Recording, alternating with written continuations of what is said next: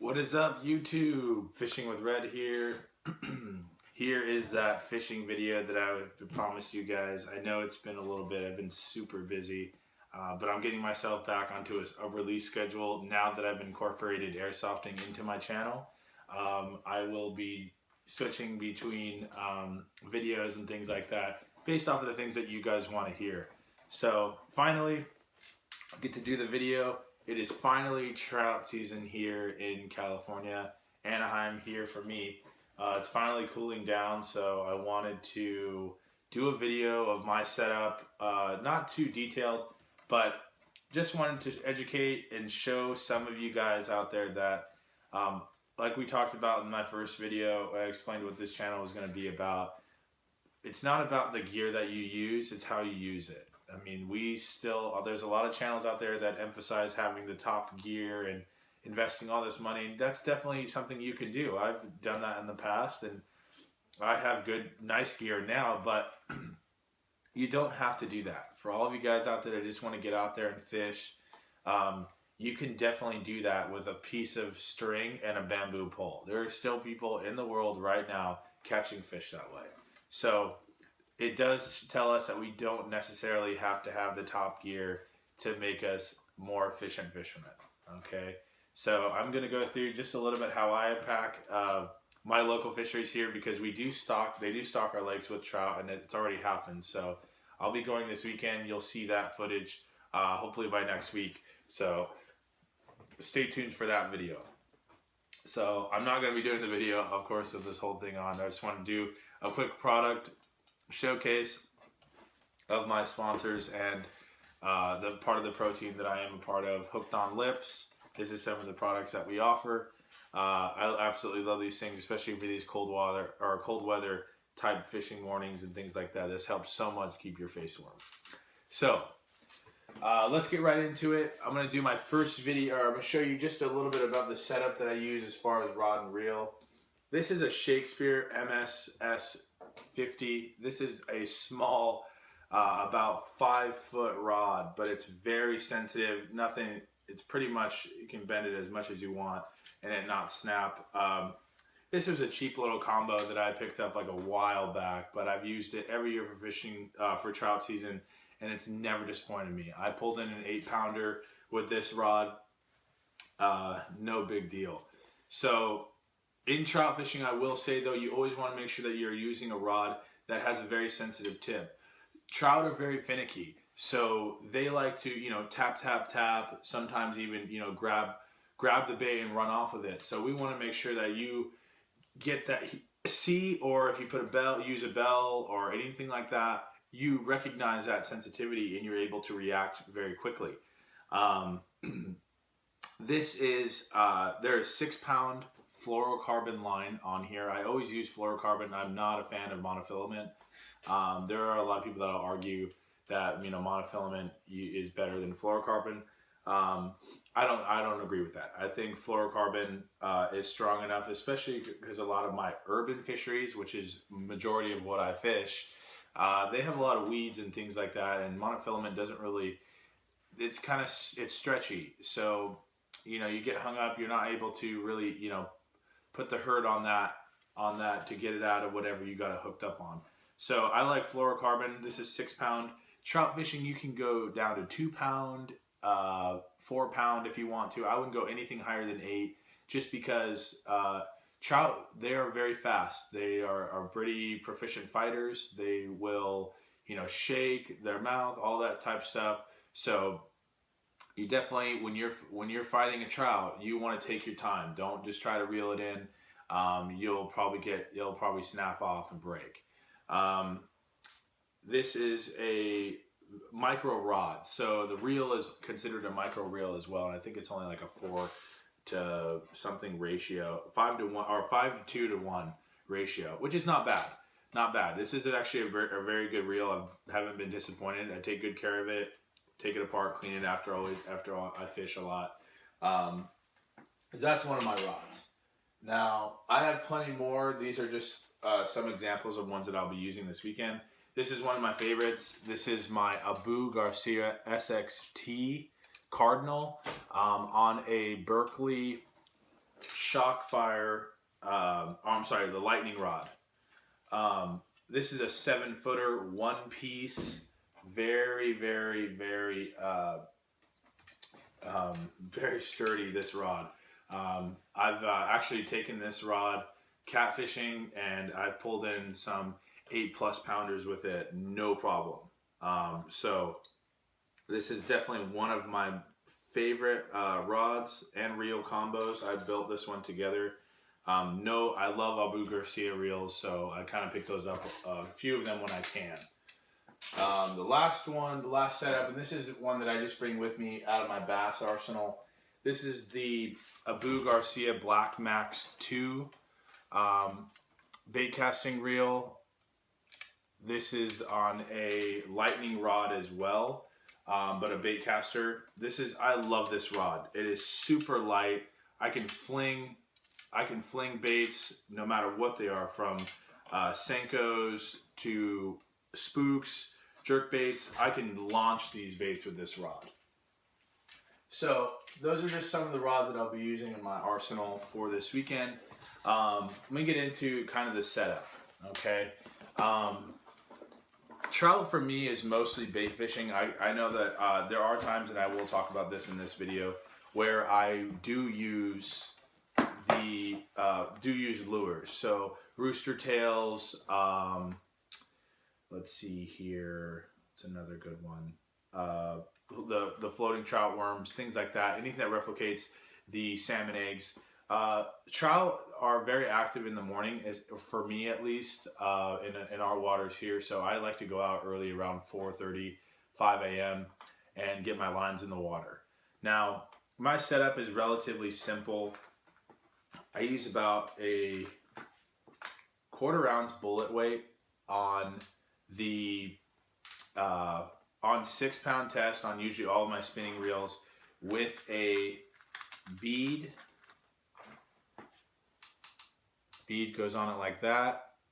So you put the weight first, your bead, and then I used to use a regular barrel. You can use a barrel swivel. I like to use the hook swivel, or the loop swivel, which is this one right here.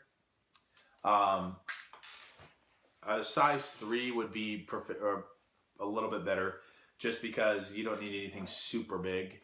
Trout are pretty smart, so we want to make sure we keep everything as concealed as possible. Another thing that I really like, that I use a lot, aside from tying my own leaders, I'll go and I'll pick up a bunch of these Eagle Claw Schnell 2x treble hook. These are size 16, and they have over a foot leader, and I always like to use over a foot leader. I know that some of you guys out there don't like to use trebles because, you know, they can gut them, and then, you know, those fish don't live. I eat the fish that I catch. I grew up like that, so if I catch fish, I'm eating them. So that's why I use the treble hooks. Now, also, the reason why I use the treble hooks and not just the Snell hooks is my baits that I use is I'll use night crawlers and I'll get a worm blower and I'll blow them up. So that way they float off the bottom, and with that weight that hits the bottom, and the leader that will now rise up into about 1.5 to 2 feet off of the ground, the floor.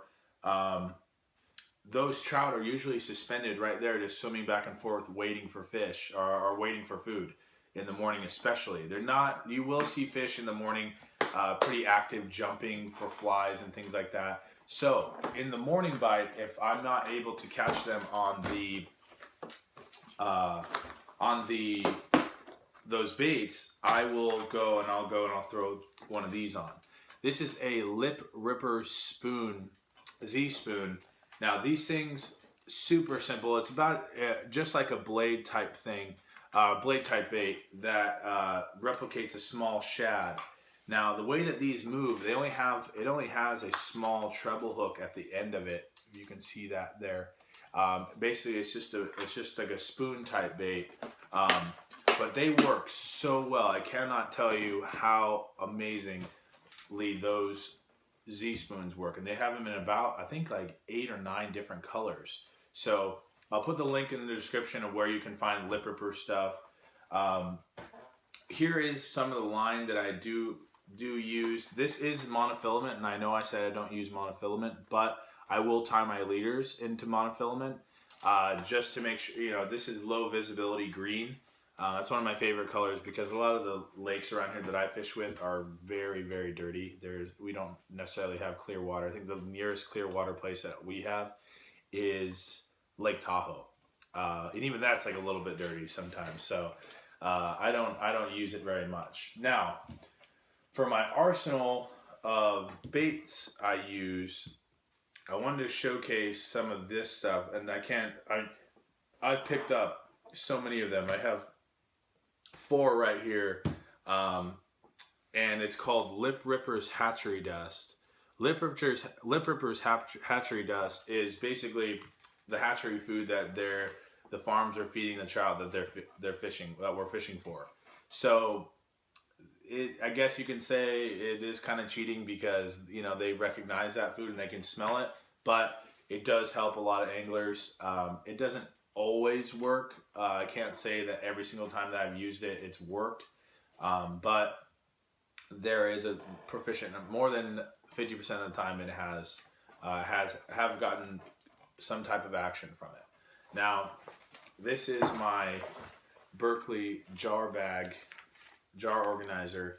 And you can tell here is all Lip Ripper's Hatchery Dust stuff here, different types. I have garlic mealworm, natural garlic crawler, and I picked up this new one. I'm really actually kind of excited to use it this year. I haven't been able to use it. It's Super Cheese, and I picked up a huge bottle of it, the 3-ouncer. So this thing is pretty big. There's a lot in here. So Lip Ripper's Hatchery Dust here in California is at a lot of major retailers. It's at Walmart, Big 5, Kmart. Like I said, I don't have a lot of tackle stores here, so I have to rely on those markets to kind of get them. All in all, though, you can go to their website and pick up as many of these as you want. They actually have a variety pack that you can pick up. All the Z spoons are there. They have rat tail mimicked worms, basically. They're floatable. They work really well. My next go-to bait, and this is what I use the Lip Ripper's Hatchery Dust with, is my power bait. Okay, this is just this is Trout Turbo. I'm a big fan of the Trout Turbo. I always pick up the pink and yellow and the green and white. Those are my go-tos. This has glitter in it. This one doesn't. These also have extra strength scent on them, and I like that. I think when I use the extra strength scent, especially with the Lip Ripper's Hatchery Dust, I'm very successful. The fish really can't deny that. Another good one that I've started using is the garlic power bait. Kind of looks like garlic all mashed up actually, and it smells like garlic. I'm not going to open it in here just because I don't need this room smelling like garlic or trout bait or fishing bait.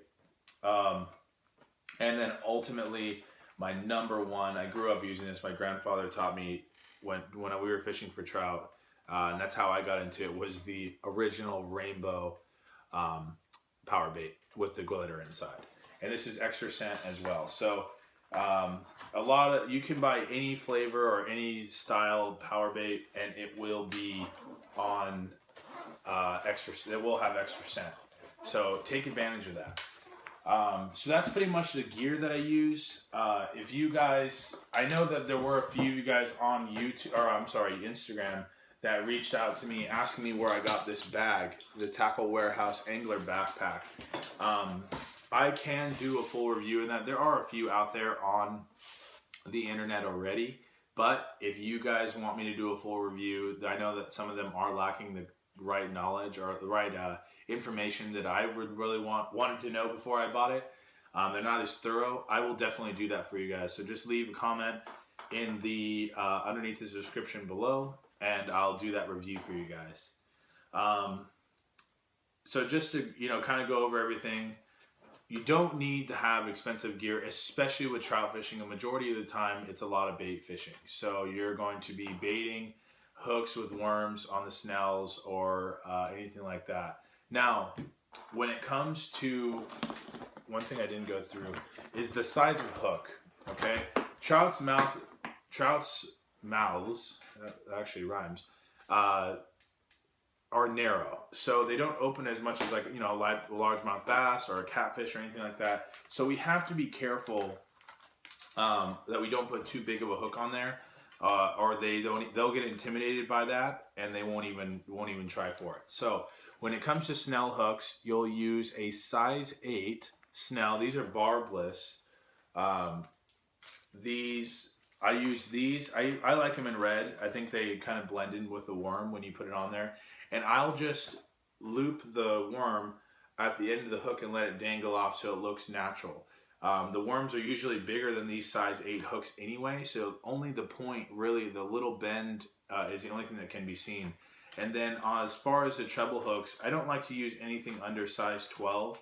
I do have some size 16 ones like the one I showed you, but I'll use the size 16 and size 12 more proficiently. As far as the weight, you don't need a heavy weight for trout fishing. Trout, when the water is cold like it is now, which is where they become most active, they are anywhere between sometimes the top 8 feet of water. So we don't need to be dropping down, you know, an ounce or a quarter or 3/4 ounce or any half ounce weight. None of that. We can get away with these bullet weights here, even split shots at a 1/4 ounce or less. So don't get too crazy with your weights or you're going to go right past the fish. Using bells and things like that for making sure that you have a good rod holder. That's another thing. I've seen some fish, especially here near my lakes. These fisheries right here, they can stock the lakes with some pretty big trout, 3 pounds and plus. So that's like a good 22, 23 inch fish plus. I've seen them take, you know, those micro rods because people don't need large or heavy tackle in order to, you know, to catch trout. I've seen them go right into the water because they had poor rod holders. My favorite rod holder is the one that it goes straight into the ground and it has a kind of like a stick and then a little V, and you could put it on there and it holds your rod like this, but it holds it from the back from bouncing up, and it holds it from the front from going out because the space in between the reel will get caught and it won't take it. Or if it does and knocks it over, you'll at least have enough time to try to go over there and grab it before it goes into the water. So always pay attention to your rods. I've lost some rods in the past to me being in La La Land or something like that. Now, all the baits that I use are pretty proficient. You want to throw it out in the mornings when you arrive at your fishery and you get set up, you find your spot. One thing that I encourage people that a lot of people don't do, and I actually learned this off of somebody else's YouTube channel. I can't remember. I'm sorry. If you watch this, thank you for if you know who said this, then thank you for your information, your advice. But in the morning, when the fish are pushed up a little bit more shallow to get, you know, some of those flies and stuff that are hitting the top of the water bugs or anything like that, don't cast out super far. Cast out about 10 feet in front of you and wait. If you're not getting a bite from there, then cast out a little bit farther. As the day progresses and as the sun gets higher, it gets warmer, the fish will push back a little bit. But the water will be cold enough to where they're not going to be in the middle of the lake or deep water. They're going to be still in that shallow area that you can take advantage of, okay? So that's just a quick tip. When you arrive there early in the morning, and I recommend you go there as soon as the lake opens or whatever, throw your line out decently 10, 12 feet. Don't go too much farther than that. Just see what happens. What happens is if you cast it out really far and all those fish are stacked up towards the shore and you grab one from out there, you're going to pull him through all those fish that are stacked up and you just cleared that area.